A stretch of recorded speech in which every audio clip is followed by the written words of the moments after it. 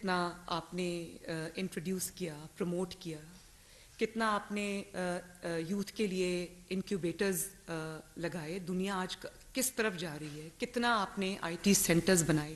ابھی آپ آ رہے ہوں گے جب ماڈل ٹاؤن میں، تو آپ نے دیکھا ہوگا کہ ٹالسٹ بلڈنگ وہ عرفہ کریم ٹاور جو ہے PITB،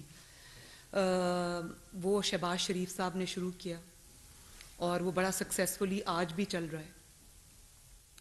اور کتنے آپ نے ٹیکنیکل سینٹرز بنائے، کتنے آپ نے انٹرپرینیور پروگرامز دیے، کتنا آپ نے ان کی ہینڈ ہولڈنگ کی، کتنا آپ نے ووکیشنل ٹریننگ کی.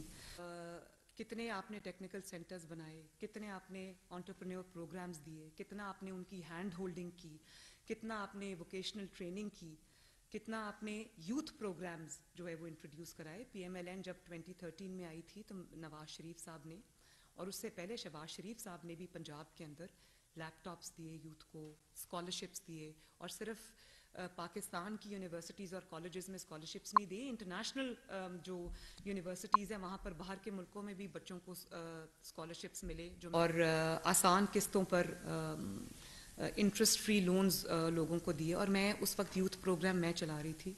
مجھے بڑی خوشی ہوئی یہ دیکھ کے کہ ان کا جو ریٹرن تھی وہ 99% تھی.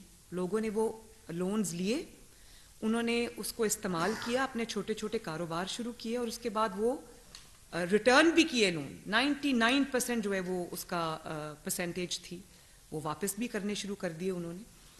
تو اس کا مطلب یہ ہے کہ بہت بڑا پوٹینشل ہے پاکستان کی یوتھ کے اندر، لیکن ان کو ہم نے جیل بھرو تحریک میں لگا دیا. بھئی کبھی کسی نے کالج بھرو تحریک چلائی، کسی نے یونیورسٹی بھرو تحریک چلائی، کسی نے اسکول بھرو تحریک چلائی.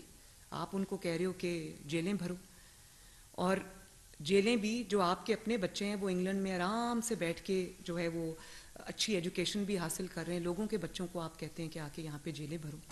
جیبیں آپ نے بھری ہیں، چوریاں آپ نے کی ہیں، تو لوگوں کے بچے کیوں جیلیں بھریں؟ اور دیکھو ابھی مجھے آج پھر یاد آتا ہے کہ جب